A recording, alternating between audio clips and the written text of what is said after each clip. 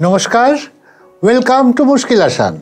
আমি doctor Kedar Ranjan Banerjee, consultant psychiatrist, national institute of behavioural sciences. আজকের আলোচনার বিষয় আমি পরে আসছি। আপনাদের একটা কথা বলি, সেটা হচ্ছে কোন বাচ্চাটা বড় হলে হয়তো বা জেলে যেতে পারে, হয়তো বা খুনির আসামি হতে পারে, এটা কিন্তু কিছু কিছু ক্ষেত্রে বোঝা যায়। হ্যাঁ, যেটা শুনছেন ঠিক শুনছেন।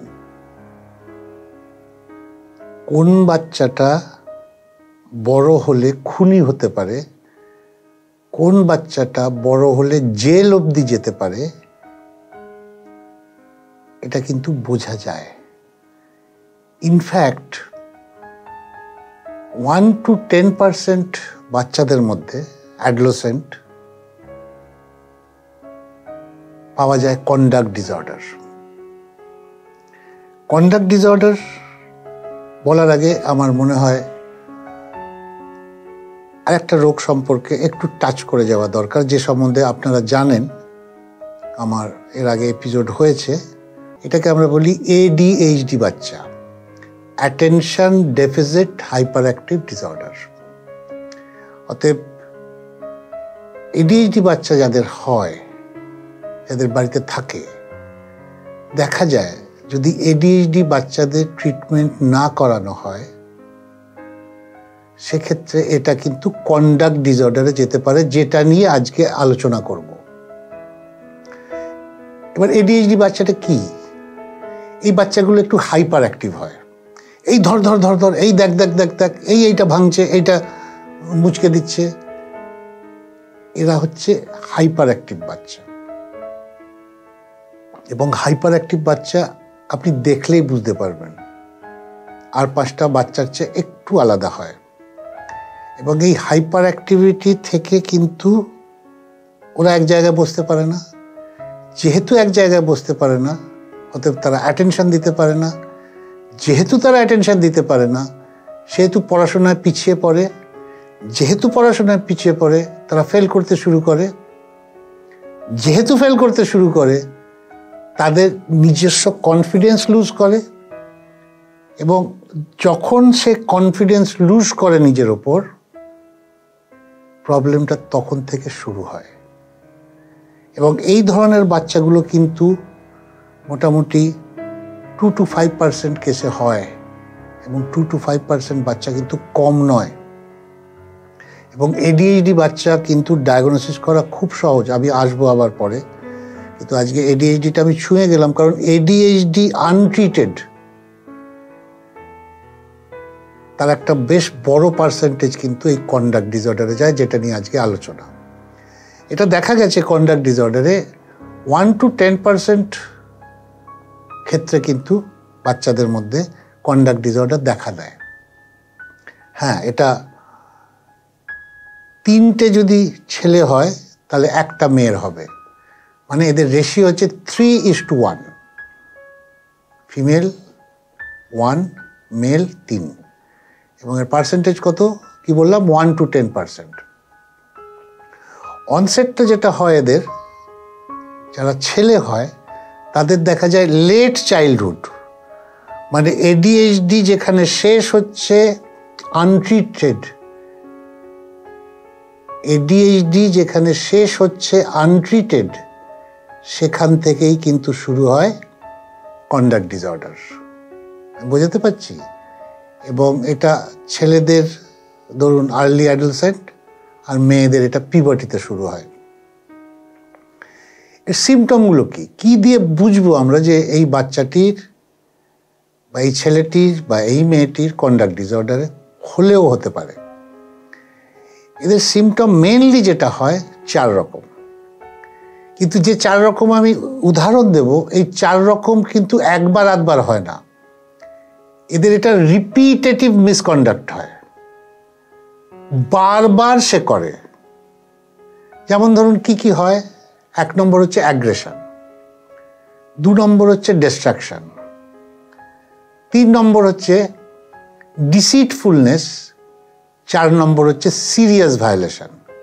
বোঝাচ্ছি, অ্যাগ্রেশন হচ্ছে এই ছেলে মেয়েগুলো দেখা যায় কথায় কথায় রেগে যায়, অ্যাগ্রেসিভ হয়ে যায়, কথায় কথায় হাত চালিয়ে দেয়, এমনকি তারা তাদের মা বাবার গায়ে বা বয়স্ক দিম্মা বা ঠাম্মার গায়েও হাত তুলতে কোনো দ্বিধাবোধ করে না। এদের স্কুল থেকে কমপ্লেন আসা শুরু হয় যে স্কুলে মারপিট করছে বা স্কুলে অ্যাটেন্ডেন্সই দিচ্ছে না। এদের মধ্যে সবচেয়ে খারাপ জিনিস যেটা, সেটা হলো রেপ।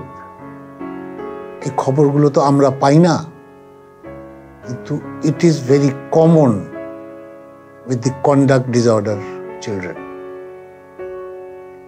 এখানে আরেকটা কথা আমি বলবো এদের এই অ্যাগ্রেশন নিয়ে, সেটা হচ্ছে they are very cruel to animals. মানে ধরুন একটা কুকুর শুয়ে আছে, দূর থেকে একটা ইট মেরে দিল, বা একটা বেড়াল বসে আছে, তার ল্যাজটা ধরে ঘুরিয়ে 3 বার ছেড়ে দিল, এবং কুকুরটা যে কষ্ট পাবে বা বেড়ালটা যে কষ্ট পাবে এটা ওদের সেন্স থাকে না। ইনফ্যাক্ট এদের মা বাবার গায়ে হাত তুলতেও এরা দ্বিধাবোধ করে না। তাহলে এটা হচ্ছে অ্যাগ্রেশন। এরপর কি বলেছিলাম? ডিস্ট্রাকশন। হ্যাঁ, ডিস্ট্রাকশন টু প্রপার্টি। এরা কি করে? এরা আগুন লাগিয়ে দেয়, এবং এদের দেশলাই নিয়ে খেলতে ভালোবাসে এরা। এমন কেস আমি পেয়েছি যেখানে নিজের বাড়ির পর্দায় আগুন লাগিয়ে দিয়েছিল এবং সেটা একটা বাজে ঘটনায় শেষ হয়েছিল, ফায়ার ব্রিগেড ডাকতে হয়েছিল। তাহলে প্রথম হলো অ্যাগ্রেশন, সেকেন্ড হলো ডিস্ট্রাকশন, ডিস্ট্রাকশন টু প্রপার্টি। 3 নম্বর যেটা, সেটা হচ্ছে এদের কিছু অভ্যাস আছে। এরা প্রচন্ড মিথ্যে কথা বলে, and we call it pathological lying. ওরা জানে ওরা মিথ্যে কথা বলছে, ওরা জানে ওরা ধরা পড়বে, কিন্তু তাও ওই মিথ্যে কথাটাকে ওরা এস্টাবলিশ করার চেষ্টা করে। এবং আপনি খেয়াল করে দেখবেন এরকম 1টা বা 2টো বাচ্চা আপনার পরিচিত আছে, 1টা বা 2টো বাচ্চা আপনার জানাশোনা মধ্যে আছে, এবং এটা কিন্তু কম নয়। এরা এত সুন্দর মিথ্যে কথা বলতে পারে। এরা যখন আমার চেম্বারে ঢোকে, ওরা দিনের বেলা আমাকে চাঁদ দেখিয়ে দেয়। চেম্বার থেকে যখন বেরোয় তখন মনে হয়, আরে এখন তো দিন, চাঁদ কোথায়? এবং এই যে মিথ্যে কথাগুলো বলে, দিস ইজ রিপিটেটিভ, 1বার 2বার নয়। এর সঙ্গে আরো কিছু আছে, যেমন ধরুন এদের শপলিফটিং অভ্যেস আছে, বা অনেক সময় দেখবেন খবরের কাগজে পড়বেন মোটর বাইক নিয়ে হার ছিনতাই করে নিয়ে বেরিয়ে যায়। দে আর মোস্টলি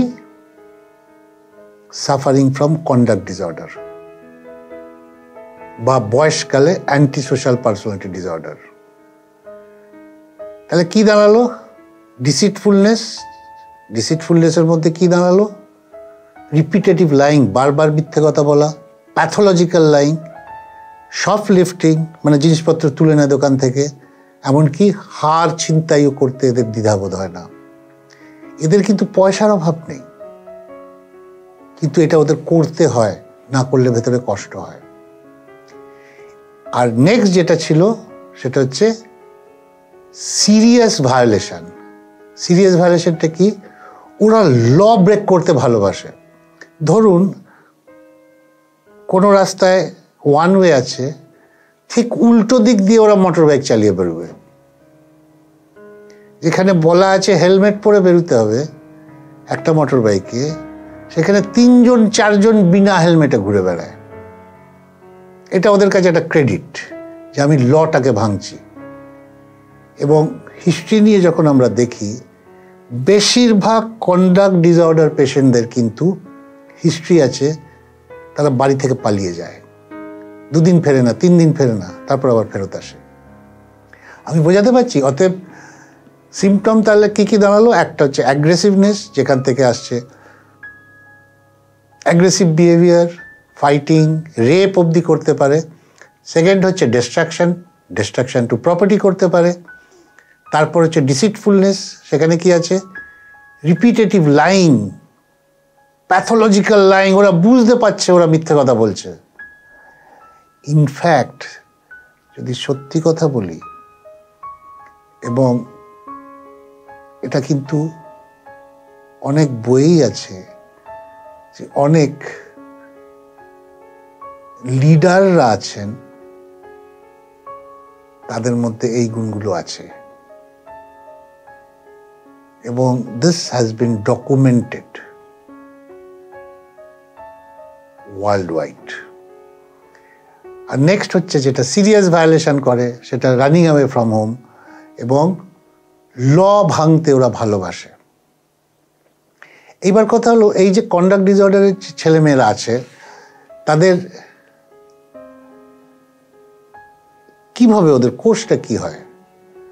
কোর্সটা হচ্ছে, নয় ওরা একটা দলে ভিড়ে যায় যেখানে বাকি আর কয়েকজন কন্ডাক্ট ডিসঅর্ডারের ছেলেমেয়েরা আছে, কিংবা তারা লোনার হয়, একলা চলরে।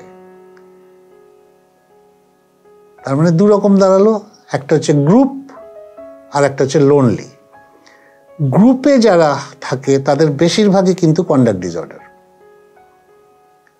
কিন্তু লোনার যারা হয় তারা অনেক বেশি ডেঞ্জারাস হয়, অনেক বেশি অ্যাগ্রেসিভ হয়। যে কারণে আমরা বারবার যখন হিস্ট্রি নিই কন্ডাক্ট ডিসঅর্ডারের কেসে, যে ওদের বন্ধু বান্ধব কেমন আছে। যারা লোনার হয় তারা কিন্তু একদম লোনার হয়, এবং তারা খুন করে দিয়ে বেরিয়ে যায়, আপনি খবরও পাবেন না। সে কিন্তু আপনার পাশে দাঁড়িয়ে আছে বাস স্ট্যান্ডে, সে যে এটা খুন করতে পারে আপনি বুঝতে পারবেন না, বিকজ ইজ এ লোনার, ও একলা কাজ করে। ওয়ারেস গ্রুপে যেটা করে, দেখবেন মোটর বাইকে 3 জন 4 জন করে যাচ্ছে, হই হই করছে, আপনার ফ্লাইওভারে এধার ওধার করছে, যেখানে রাস্তায় ঢোকার নয় সেখানে ঢুকছে। এরা হচ্ছে গ্রুপে করে। এবং সবচেয়ে বড় জিনিস যেটা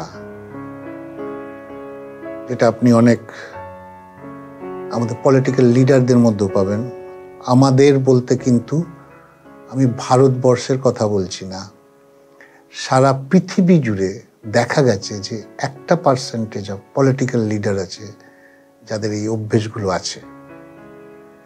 এবং এডিএইচডি, যেটা বললাম ছোটবেলায়, attention deficit hyper active disorder, সেখান থেকে অ্যাডোলেসেন্স অবধি কন্ডাক্ট ডিসঅর্ডার, যেটা নিয়ে আলোচনা করছি।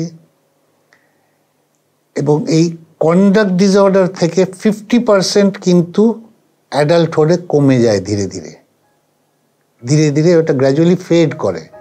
কিন্তু বাকি 50%-এর মধ্যে দেখা দেয় অ্যান্টি সোশ্যাল পার্সোনালিটি ডিসঅর্ডার, যেটাকে আমি আপনাকে বলছি যে অনেক লিডারদের মধ্যে পাবেন।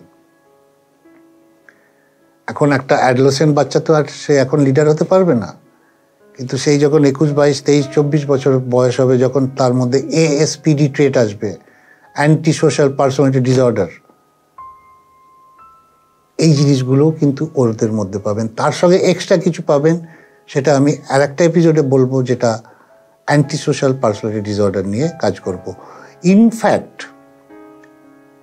Conduct disorder is such a disorder যেখানে যেগুলো বললাম আপনাদের, যে অ্যাগ্রেশন দেখায়, যে মারপিট করে, যে মিথ্যে কথা বলে, যে নিয়ম ভাঙে, এদের কিন্তু কোনো রিপেন্টেন্স হয় না। আমি যে কথাগুলো বলছি আপনারা একটু মিলিয়ে দেখবেন, এদের কোনো রিপেন্টেন্স হয় না, এদের কোনো সিম্প্যাথি হয় না।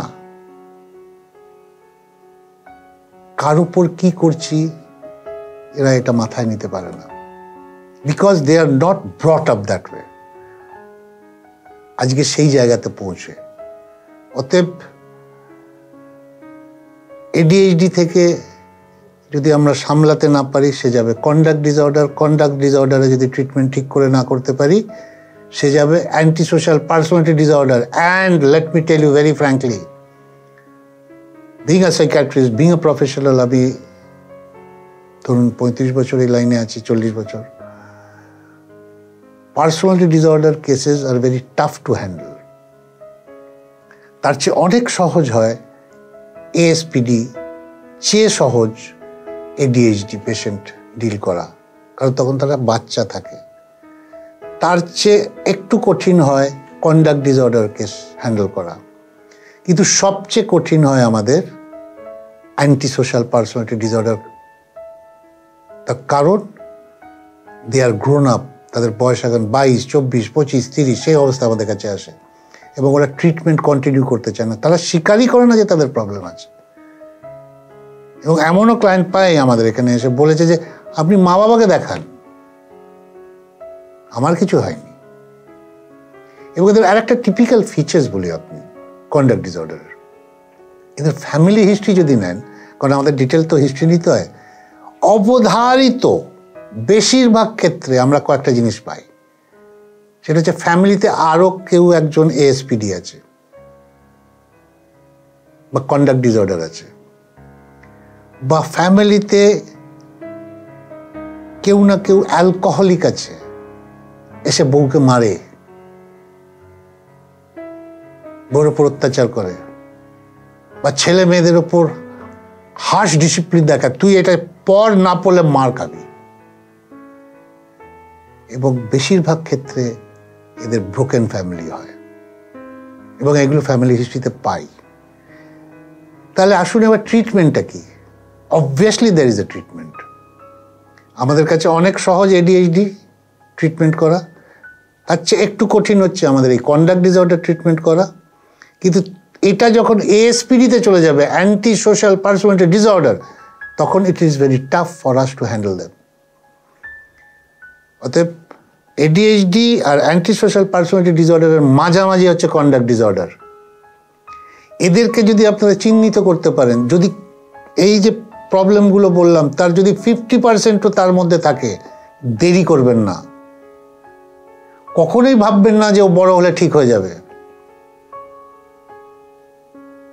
কিছু রোগ আছে যেগুলো যদি সিরিয়াসলি নেওয়া যায়, এ নয় যে সাইকিয়াট্রিস্টের কাছে নিয়ে যাব, আমার ছেলে কি পাগল। পাগল বলে কিছু নেই আমাদের ডিকশনারিতে। অবভিয়াসলি তার মানসিক রোগ আছে, তো সেই মানসিক রোগ যদি থাকে তো মানসিক ডাক্তারের কাছে যেতে আপত্তি কোথায়? কোনটা ভালো হবে? বাচ্চাটিকে একটা সাইকিয়াট্রিস্টের কাছে নিয়ে যাওয়া, না লজ্জায় ভয়ে তাকে সাইকিয়াট্রিস্টের কাছে না নিয়ে গিয়ে তাকে থানাতে তুলে দেওয়া? আপনারা ভেবে দেখুন। এই খাঁচা থেকে বেরিয়ে আসুন।